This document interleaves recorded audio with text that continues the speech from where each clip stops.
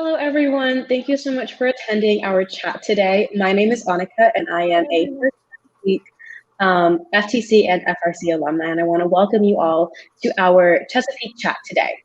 I'm going to introduce our two speakers today. Our speakers today are going to talk about the Alumni Ambassadors Program sponsored by Booz Allen Hamilton. In 2020, First Chesapeake and Booz Allen Hamilton announced a new program called Alumni Ambassadors that gave First alumni opportunities to connect with other First alumni across the First Chesapeake region to gain unique professional networking opportunities with First supporters, receive training in First volunteer leadership positions, and give back to teams and the First community. I want to thank the session's sponsor, Newport News Shipbuilding, for making this chat possible. Just some housekeeping. We're going to first let the presenters present and then open the discussion up for questions. Please feel free to put questions in the chat throughout, and we're going to try to get to all of them at the end of our presenters' brief descriptions today, time permitting. I also want to let you all know that if you are alumni and interested in learning more about this year's Alumni Ambassador Program sponsored by Booz Allen Hamilton, please visit our website and look under Get Involved Alumni. As you are about to hear, this is a great way to stay involved in First Chesapeake and to get a $1,000 grant for your team. Applications are going to be accepted through October 25th, 2021. At this time, I want to introduce our two speakers today. Our first speaker is Nyle Smith from the 2020 and 2021 cohort of Alumni Ambassadors, and Ethan Batch from the 2021 cohort as well. So we're going to begin with each of them talking for 2 to 3 minutes about themselves and their history of involvement within First. And we're going to have Nyle present first today. Thank you so much for being here, Nyle. Hey, Annika, how you doing? And hey, First, my name is Nyle. I've been involved with First for many years. I started out on a FLL team when I was in 5th grade, and then finishing through FLL, transitioned to FRC when I got to high school. While I was in high school, spent all 4 years in FRC. Go Crimson Tide. I started as a mechanical team specialist, moved on to being my team captain. Following that, I graduated in 2017. I've been at UDC, and I've now been back as a mentor for my alumnus, and then also for a few other schools in the DC area. When they presented the Alumni Ambassador Program, I immediately jumped on that, knowing that there are plenty of teams in the DC area, whether it be FRC, FTC, and even FLL, that are always asking for a mentor, always asking for somebody to come out. Some of the teams just want somebody to sit there and talk to the kids and give them motivation, because deep in the heart of your season, you can get a little down, or you can say, well, why am I really doing this? Especially if you start to see 1 or 2 things not going the way that you originally planned. So being an alumni ambassador really gives you that chance to reach out to all the other teams. And in the DC area, I've given to 2 different teams my $1,000 grant, and I know plenty of other people who are ready and willing to give away their $1,000 grants to plenty of different teams. That's really amazing. Thank you so much for sharing, Nyle. And I think your contributions back to the First community after graduation are just really, really commendable. So thank you so much for all of your work for First teams in Chesapeake and DC especially. Ethan, you're up next. Tell us about yourself and your background. Sure, yeah. So like Nyle, I started in FLL. At whatever the youngest age that I could was. I was just so itching to go. And as I went through FLL, eventually my friends and we learned about FTC. So we formed an FTC team, and we just had tremendous success with that. It was a lot of fun. And then we went and joined on an FRC team, and I did 3 years of that. And it was just so incredible, just the different skills that you learn. And then being a part of First for so long helped me get into Virginia Tech. So I attended Virginia Tech for 4 years in the mechanical engineering department. I got my degree right there in May of 2021. And now I work for a locally owned and operated company that does packaging automation solutions. So that's just using large robots to put things into boxes. And it is just right up my alley. It is so well aligned with First and the skills that you learn from doing that. And then apart from my full-time paying job, I'm also the head coach of the FTC team that I originally was a founding member of. So being in charge of that has just been a tremendous experience, and I'm just really lucky to be able uh, to have First be such a big part of my life because it's really helped me out in a lot of places. It's helped me get into college, helped me um, figure out what I want to do with my life, and then it's helped me be able to do that. So I'm just extremely grateful, and I hope that I can properly give back to First what they have given to me.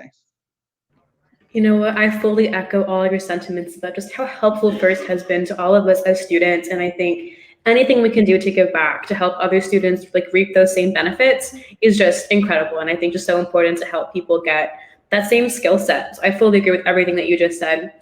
For audience members, please feel free to put questions or comments in the chat as we go. But in the interim, I do have a question for both of y'all, just kind of about, and I think Ethan, you kind of alluded to this a little bit briefly in your like brief blurb. But I guess how has your experience as an alumni ambassador interfaced directly with your career, and like how has it helped you? How is managing your time like with the program and your actual jobs, and just like that relationship, I guess, if you will. And either of you can start. We just pointed to each other. So yeah, being an alumni ambassador in particular has been a lot of fun because it's kind of that extra incentive to do even more. And so part of being an alumni ambassador is the requirement to um, attend trainings. So First Chesapeake had a great partnership with, I believe, Mentor VA, and they offered some very great trainings that really helped you um, see the workplace environment differently. Not just workplaces, but just working with a team differently. Uh, and another part of being an alumni ambassador is volunteering at competitions. So both Nyle and I don't know which side he's on, uh, volunteered as commentators, and that just has really improved my public speaking skills, or I like to think that it has. But it's just so much fun to be able to sit in this little box of a screen and be able to just talk continuously about what makes each individual robot unique. Jumping off of what Ethan said, definitely being an alumni ambassador, those volunteer hours are wonderful. Being a volunteer is a very great thing. I tell people all the time, even if you are a busy person, you should always be able to take 1 or 2 hours a week to help somebody else. And being an alumni ambassador definitely gives you that chance. Me and Ethan weren't necessarily on the field unless he was over there with his team. But when we were back in the commentators booth, we were sitting at home, still socially distanced from everybody else, but still being able to contribute to the First community. Um, as far as the alumni ambassador program helping me, I work a lot with my hands, and then I do a lot of public speaking. So the first year that I was an alumni ambassador, I was working as a field tech, and I was doing field reset. So doing all that field reset and all that work in the field definitely letting me get my hands back on some tools, getting to get all nice and dirty. And then last year, working as a commentator, same as Ethan, going further into my public speaking, getting to talk to a lot more people, getting to reach out to a lot more of the teams. I've even had teams send me stuff because I love talking to the teams. I miss that part of First, of that interconnectivity, and how we all used to just gather around like a big family, even though you may have never seen this person before.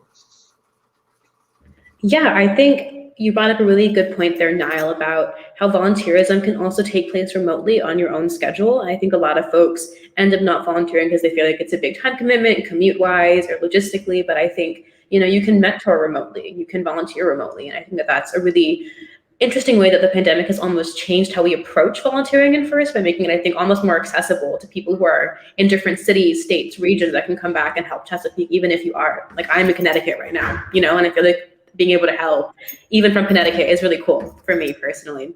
Kind of a slight sidebar here. I think we have the Alumni Ambassador Program open with applications through the end of October. And I'm interested in knowing if y'all have any advice for potential applicants to that program. And Ethan, we'll start with you again. Sure, yeah. Um, so really, I think they give you 1,000 words per question. I recommend you use all of them. So if you check out the Alumni Ambassador application, the link is down below. And it really just asks you, the questions that I'm sure you hear asked a lot. So similar questions that Annika asked the first two speakers. How has FIRST impacted your life? What lessons have you learned from it? And it's okay to just have a broad coverage of all the general skills that you've learned, but it's also okay to just choose one specific moment and think about, how did I really shine in this moment? When did it all click for me that, like, hey, when I do this on a first team, this can help me apply for this job and learn these skills.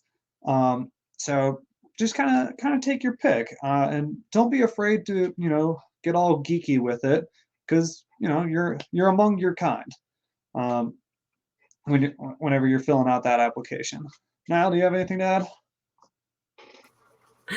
add? Yes, being among your kind. Please don't be afraid to geek out and nerd out.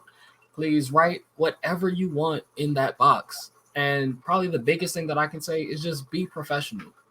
Most of the time, with these applications, and especially with programs that are grant or scholarship based, they're just looking for someone to apply, and they're looking for someone to represent them.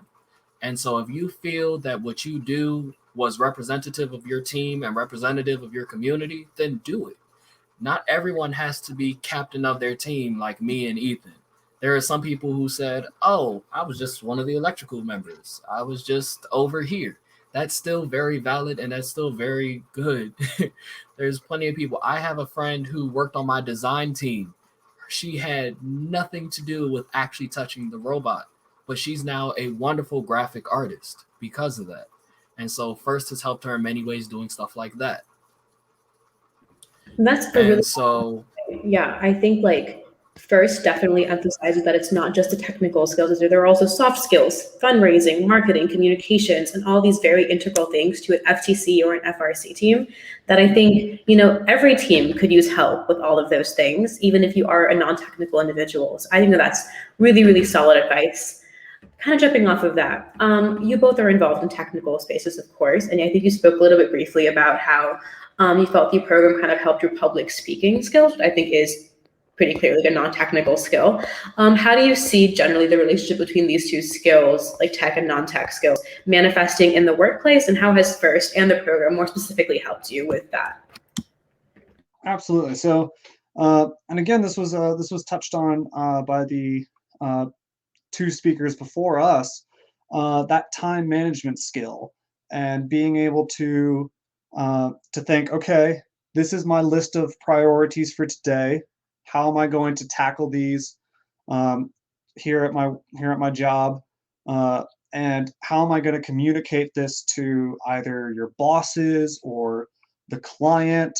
How am I going to make sure that I'm really selling it? Um, Whatever it is that you're doing, but also communicating effectively, because in front of the judges, we're always talking about, this is how great our robot is. We don't always say, yeah, we followed a schedule, but we kind of fell behind here and there. And sometimes you just got to be honest about that. And that's when those soft skills come into play, because it's not just the skills that you display during competitions, it's the skills that you learn during every meeting, having those internal meetings with your team. That's amazing. That's really, really. going off Go ahead, Nyle. Sorry. Oh, you're fine. I'm about to say, going off of what Ethan was saying with those meetings and those different times that you're with your team, a lot of people will talk about the times that they were at competition, but most of the memories that stick with most of the people that I've talked to with First talk about those late nights with their team or those long rides going to the next event. There's a lot of different things that happened in the First community such as that. And some of those skills, same as Ethan was saying, were those interpersonal skills. There's a lot of people who benefited from being able to talk to each other better. A lot of that planning and scheduling. Me personally, with my job, it's pretty rigidly scheduled, but there is a lot of personable skills. So I do have to speak to people all day. I do have to have someone in my face all day. Not oftentimes do I get to look at somebody and say, no, I don't care what you're saying, get out my face. I have to be very personable. I have to make people smile. I have to be able to talk to somebody. So you can't just be shutting down, and first doesn't allow you to shut down. There is no point in any competition where you can go sit in a corner and be quiet. You must be doing something. There's always something to do. There's always something that has to go on. And I think first really helps with showing people that life is in motion. You do have to keep it in motion. I think you're spot on with that. And I think, like, not to be a literal cliche, but I think it really is the journey, not the destination. And I think that can be like both the figurative journey of like building a robot, marketing, fundraising, and getting to competition, but also like the literal journey of sitting in a car with your team members for like 4 hours driving to a tournament. Like, I think both are very valid and very character building journeys, let's call them. And I think you're so right that like it's about team building and networking and bonds and relationships, and those are really integral no matter what field you choose to go into. I think in the chat we have the question that's on everyone's mind. I know it's on my mind, but are we going to be seeing you both as commentators again this year? And I guess more broadly, what are y'all going to be doing in Chesapeake this year and going forward?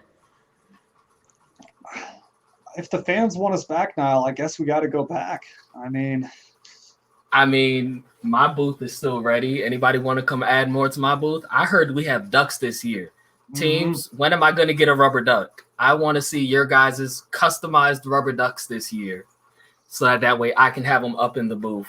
We've even been talking to other communities through First Chesapeake. So like First Lego League wants to see us. So you guys might lose us to First Lego League, or who knows, if FRC gets to come back, I'm definitely going to try to go see if I can be over there for a minute. So you guys just got to stay tuned. Let's see where we go. Yeah. I think having commentators is a big part of, what gets people excited, or at least that's what Nyle and I hope we're doing, is getting people excited. Because one of the big missions of Dean Kamen was to get people as excited for robotics as they do for football. How can we get an entire high school of students stomping and cheering for their team going to a competition? The more that we make it parallel to those popular sports, with big exciting commentators, or Nyle and I, that just kind of helps it out, and especially when we can not just broadcast to people who already know what First is, but just to the general masses and get them involved. But to answer your question, yeah, we're coming back. Thank you for that. I know that I will be very excited to go to tournaments, or like log into tournaments, I guess, to see y'all announcing our teams. I think, Ethan, I love what you said about like Dean and what Dean Kamen always says. I think one of my favorite quotes of Dean Kamen is that the robot is like a conduit to sparking interest in STEM, that it's the vehicle, not the destination. Kind of, again, I think he actually is the cliche, not me.